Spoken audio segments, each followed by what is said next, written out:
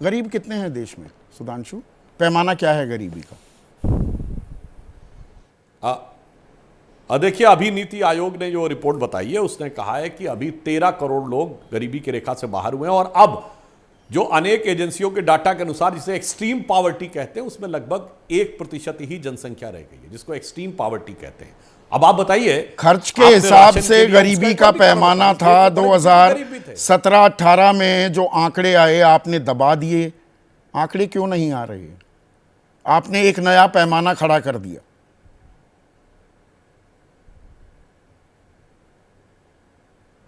मान्यवर, आपने अभी अपने शुरुआती उद्बोधन में बोला कि गरीबी को निर्धारण करने का कोई आंकड़ा नहीं, पैमाना नहीं है। अब आप कह रहे हैं कि पैमाने आए, आंकड़े दबा दिए, तो आप अपना वक्तव्य पहले स्पष्ट कर लीजिए। नहीं, मैं स्पष्ट, आपका क्या सबमिशन है? ना, कोई ना, पैमाना नहीं सबमिशन, है या पैमाने पे आंकड़े को दबा? पैमाना है ही नहीं। गरीबी का जो खर्च के आधार पर था वो न जाने कहां चला गया। अब आपने मल्टी डायमेंशनल पॉवर्टी इंडेक्स लेकर आए हैं, उसमें स्वास्थ्य और शिक्षा भी जोड़ दिया, उसका भी पुट, और इनकम का भी पुट जोड़ दिया है। पर उसका असल पैमाना क्या है उसमें आप कहीं ना कहीं गोल गोल घूमने लगते हैं।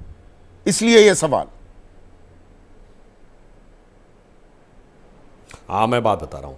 जो लोग गोल गोल घूमने की बात कहते हैं वो तो इस बात को समझने को तैयार ही नहीं होते हैं कि असल पैमाना क्या है। उदाहरण के लिए मैं अपने आप वो विषय लेके आता हूं। आज आप कहते हैं कुछ खाद्य वस्तुओं के दाम बढ़े हुए हैं, बहुत हल्ला मचाते हैं, पर रेट ऑफ इन्फ्लेशन यानी महंगाई की दर क्या है? 4.5%।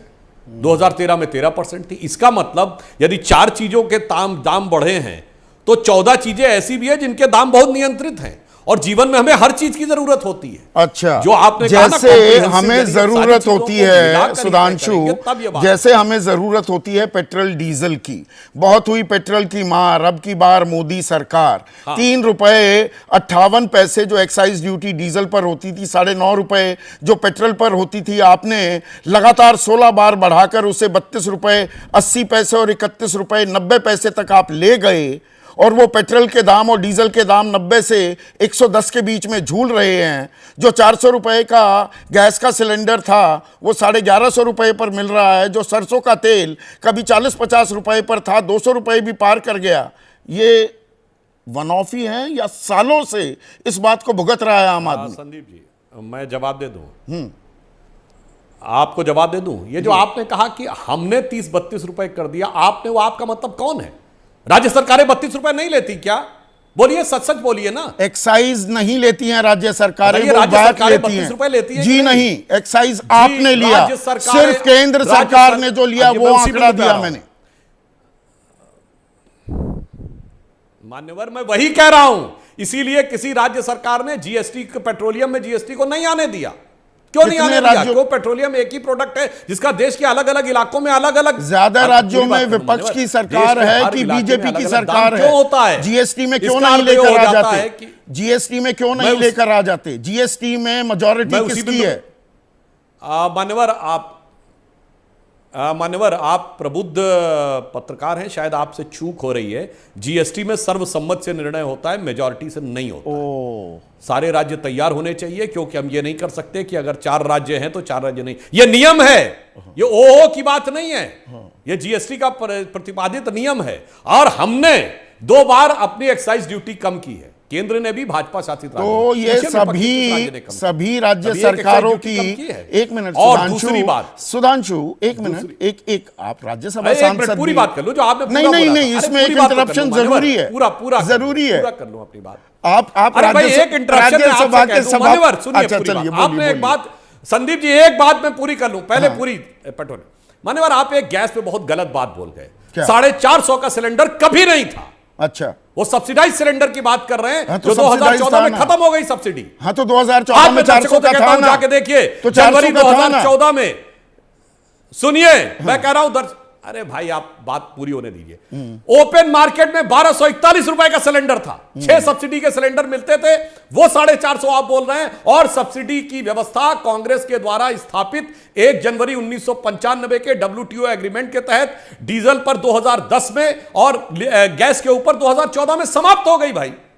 कैसे आप सब्सिडाइज यानी राशन के दाम की आप तुलना मार्केट के दाम से करने लगे, और वो भी 6 सिलेंडर मिलते थे। कितने लोग ऐसे इनका 6 सिलेंडर वो सिलेंडर लेकर जो बैठते थे अब नहीं बैठेंगे। इसलिए ओपन मार्केट 1150 रुपए का सिलेंडर ठीक है। कहता हूं आज भी जाके चेक करें, ओपन मार्केट में 1241 रुपए का था जनवरी 2014 में। चैलेंज से कहता हूं नेट पे जाके चेक कर लीजिए, हर ईयर के 1150 मतलब 1200 से कम है, जो प्रचार इसीलिए करता है। अच्छा, विपक्ष करता है, आम आदमी वो गैस सिलेंडर के दाम से करा नहीं रहा है। एक बात और कह दूं। अच्छा एक सेकंड, मैं एक इंटरप्शन जो कर रहा था, एक लाइन और कह दूं। हाँ बोलिए ना।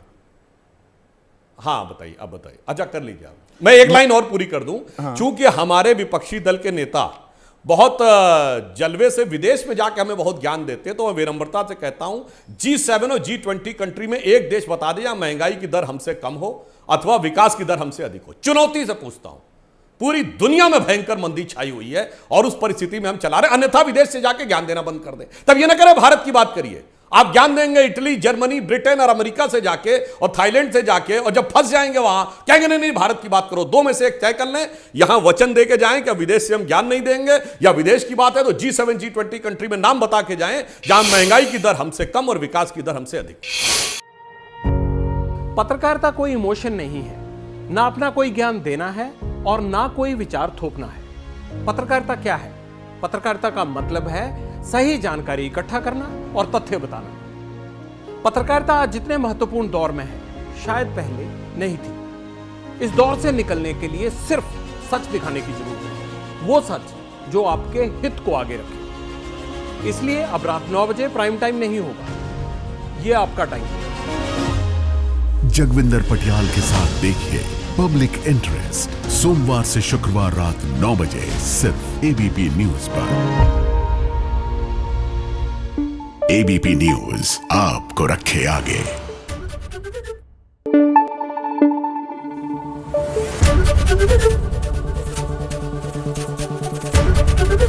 एबीपी न्यूज आपको रखे आगे।